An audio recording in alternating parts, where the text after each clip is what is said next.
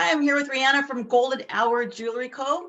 She's going to show us how she started her business and completely pivoted right in the middle of losing her job. I'm very excited to have you here. I'm Stacy. Welcome back to my channel. I make videos about making money, saving money, investing, real estate investing, and credit cards. So if these are subjects you're interested in, please like and subscribe. Hi, Rihanna. Welcome. Thank you for joining us. Hi, Stacy. Hi, everybody. I'm so excited to be here and to share my personal journey. I heard your story before. I think it's amazing, and I don't want to miss anything and say it wrong, so I'd like you to tell me kind of in your own words, how did you start your business? Initially, I started my business in September 2020. I was working for a company in San Francisco in large format graphics with my boyfriend. We both got furloughed from our jobs. I make handcrafted crystal jewelry all by hand. I knew that I wanted to start a business as I was already making jewelry on my own for myself to cater to my own personal style. I was gifting a lot of jewelry to friends and family and receiving great feedback from my designs. And so since I already had the tools, the knowledge, and the resource for making jewelry, we just said, let's roll with it. What we did to get started, we just relied heavily on YouTube for information on how to start a business, what are some resources that we need to do, how do we look into taxes, all of that kind of stuff. And I'll dive in a little bit deeper to unpack those sections with you to give you some more detail. My number one tip for all of you guys would be to think about opening up a business checking account, because with every business, you're going to have business expenses.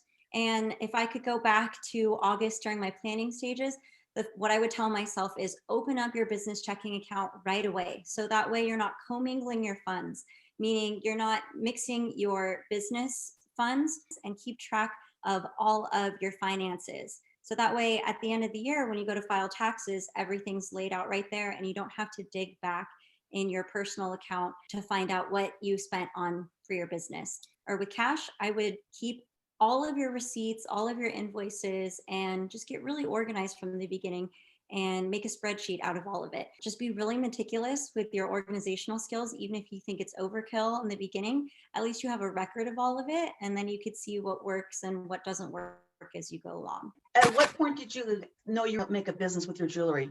Was it just 4 months ago when you were laid off from your job, or have you been thinking about that in the past?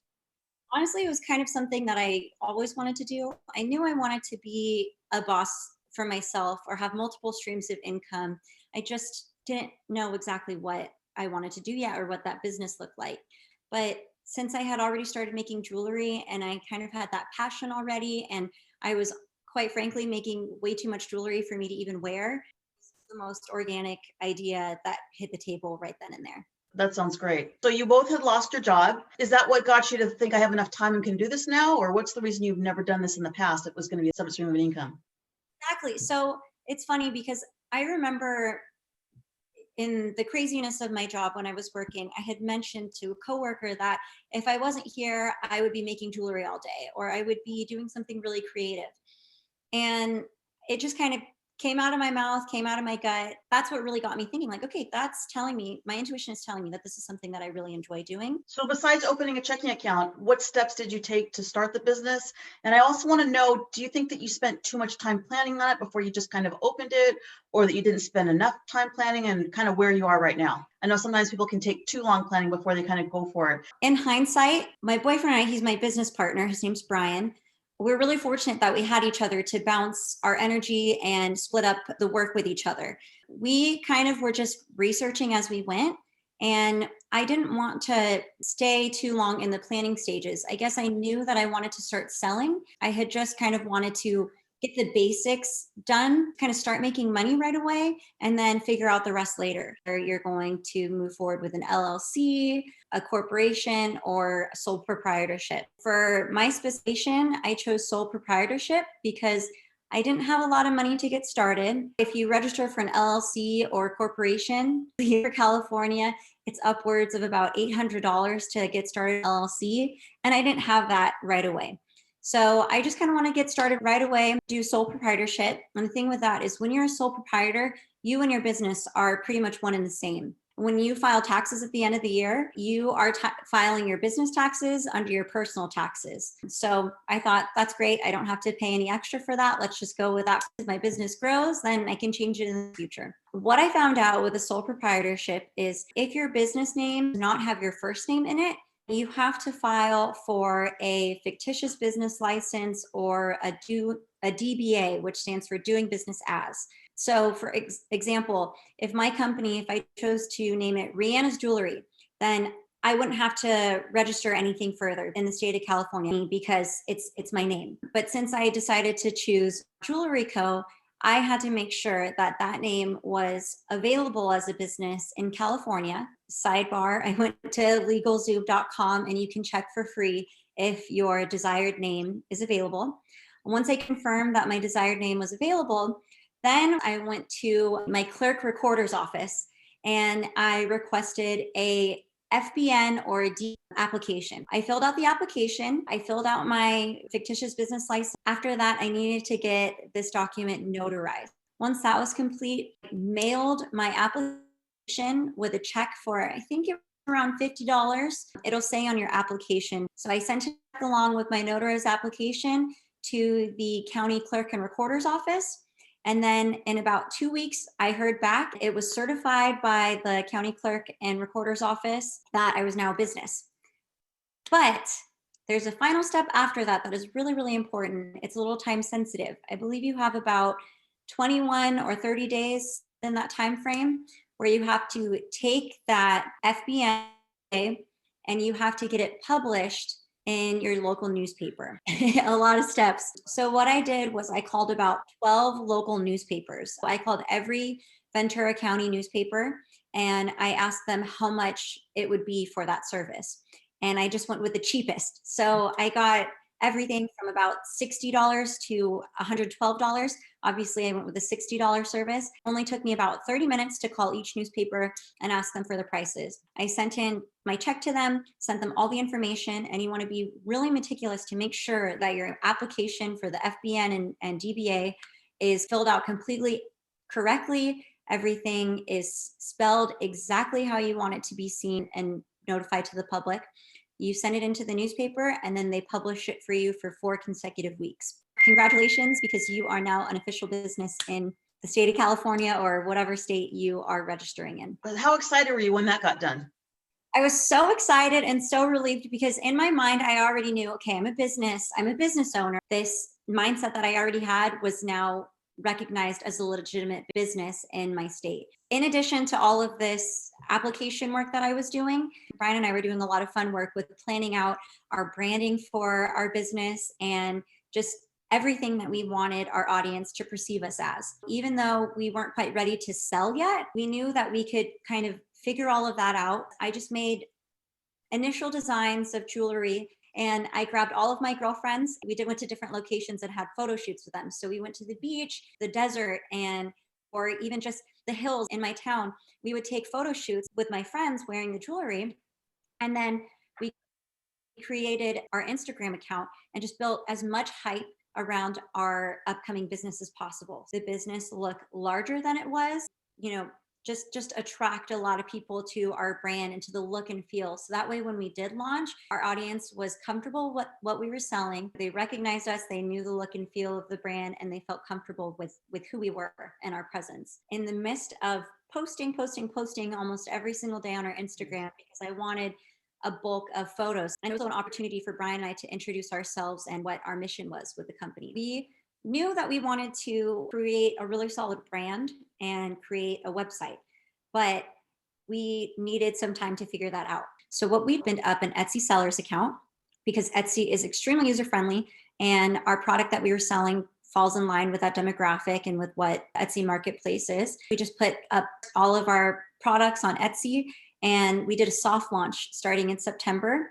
directed everybody to go to our Etsy account to start purchasing. When we finally launched, we did a whole week push on Instagram, and that was amazing to bring in hype in because we were having our current followers tag at least 3 people that weren't following us already. And when we did open, people were excited about our jewelry and we were already giving away product for somebody to model and for us to repost about it. We had no expectations. And on our first day, I think we had about 18 sales. Wow. And it's really, really exciting when you have your notification on and you just hear ding, ding, ding. My favorite part was seeing the people that were supporting us, different walks of life from different parts of my life that are here to support. After that first month, I'm basically hand making all of the jewelry, and Brian is creating our Shopify website. What I also didn't realize was the way that we chose to do our packaging in the beginning was also very time consuming. In addition to hand making the jewelry, Brian was furiously working away on creating our Shopify website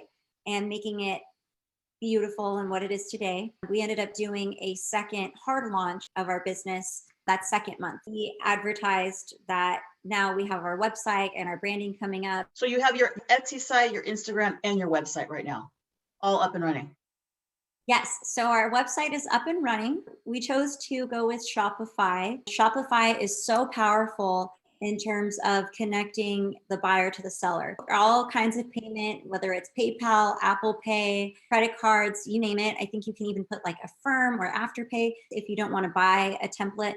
They offer free templates that you can choose from. We went with a free template. The free versions are great for when you're just starting out. And the nice thing about doing a soft launch earlier with Etsy was that we had a little bit more funds to kind of allocate towards branding and advertising and to go into Shopify and for MailChimp, because we knew we wanted to also be sending out email chains to people that purchase from us, to our So you're customers. collecting emails as you go along as well. Exactly, yes. We have Shopify that's set up.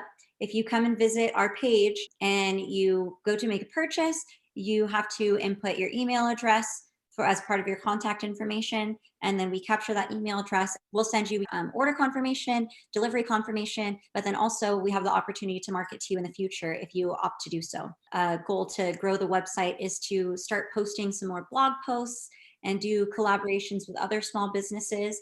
And so the email chain is a great way to get that information out to your customers, aside from just Instagram and TikTok. Before we go on, if anybody's watching this and wants to open a business, you have just dropped gem after gem after gem. I know you did a lot of research. Not only did you give a lot of different ways that you've opened your business and a lot of the research, but you've also showed how you can do a lot of it and kind of save some money. Spending 30 minutes to save $60 to get the lowest price on the newspaper. That's gold. And bringing your friends on your trips and taking pictures of them and using them as models. You really have to think outside of the box. Using online to get your business license as opposed to hiring an attorney. You just had so many gems in there. So anybody wanting to open a business, I would suggest you just rewind this and listen to it and take some notes, because these are just amazing, all the way down from using Shopify and what sites you're going to use. Do you have projections, or do you have plans for the future, that you have goals, or are you just going to kind of see how it goes? Sure. So we had a really, really successful, in my eyes, successful Black Friday. We brought in a lot of revenue. So now our plans are to work with other small business owners and other small local entrepreneurs. I especially want to work with female entrepreneurs and do some business collaborations with them.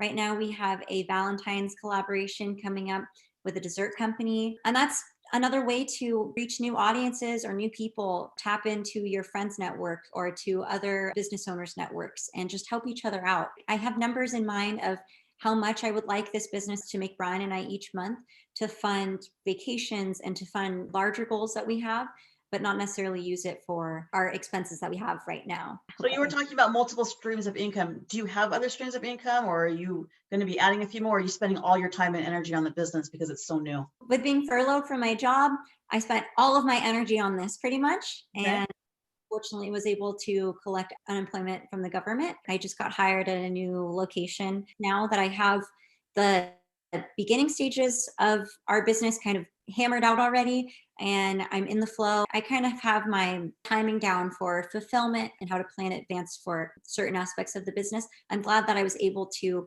pour in all my time and energy into the beginning stages when it was a baby. And now I am able to time manage a little bit better. Great. So if people want to find you, what's the name of your website, your Instagram? What are your socials? And I will link them all in this description. The name of our website, it's goldenhourjewelryco.com. And then our Instagram page is goldenhourjewelryco_. And like Stacy said, she'll link it down below. I'll link everything else. You've done an amazing job. Is there anything that stands out that kind of screams you like, wow, I really messed up on this, or I really did this perfect, that you were kind of surprised on to getting to this point?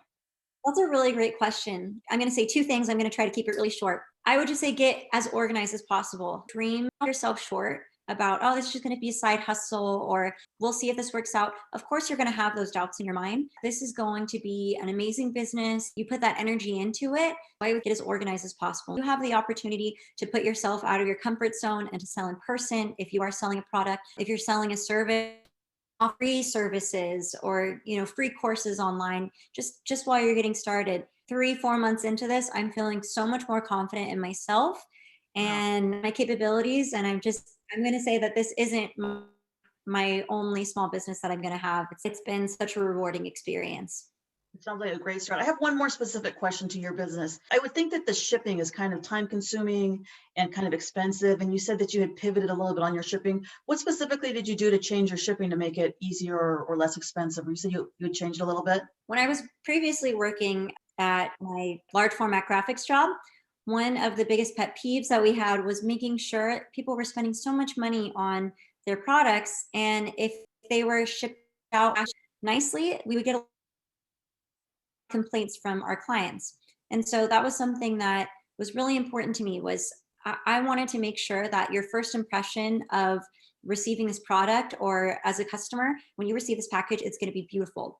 So in the beginning, I also knew that I wanted to make sure that my packaging was environmentally friendly, and with not having unlimited funds, you're kind of limited to some of that. So with our packaging, initially little card descriptions that told you a description of the crystals that were in your jewelry that you received, maybe the inspiration of where it came from, jewelry care instructions. I did that, and then I gave you a jewelry pouch, stamp logo, and would place the necklace or jewelry in that. I was receiving feedback from some clients that the jewelry, when they pull it out of the jewelry bag, it would sometimes. So a way to fix was I went to Zazzle.com and I find jewelry card holders.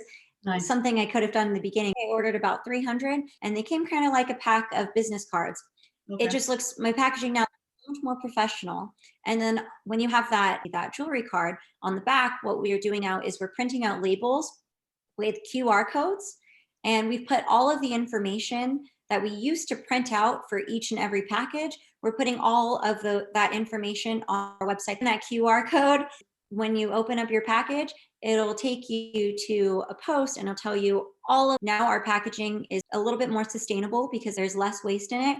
It looks a lot more professional. And then also your jewelry is not getting tangled up inside. So we have a bubble mailer. I believe it's about 6 by 8 inches. I believe it costs about $4 to ship with insurance. So we do priority mail, either priority or first class mail. It takes 2 to 3 business days to ship, depending on where you are in the United States. I'm adamant about including insurance on there. I think it costs about 80 more cents, but it's so worth it. I've had a couple packages get lost in the mail to clients over the holiday season.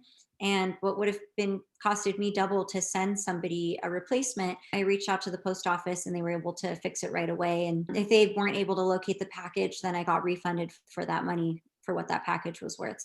Nice. So I would say if you're shipping a product out, make sure that you have it insured. Those are some amazing tips. So thank you for that. All right. Anything else that you want to add? I just want to say that I feel like anybody can start their own business. I've been a really big advocate for preaching to my friends, loved ones, that everybody has talents. I was so blown away with how many people were willing to support me, how many people were engaging with my posts, people that I haven't talked to in so long, or people that I didn't even know that are so supportive. And it just is so validating. It'll give you a new sense of confidence in yourself. I just think that you have your talents to share, and you might as well do something with your life that makes you feel alive and that makes you feel. So you can definitely do this too. I love that advice. I love the way you like to collaborate with other people. As you probably know, there's plenty of room out there, plenty of business for everyone. That's going to take you a long way.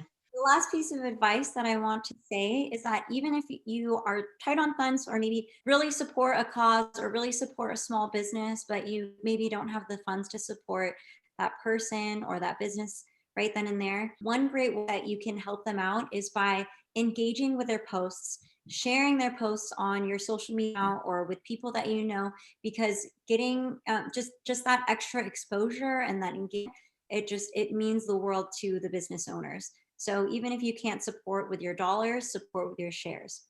Love it. That sounds great. All right. Well, thank you so much. Appreciate it. And we'll see you next time. Thank you so much, Stacey. It was my pleasure. Okay. Bye. Bye.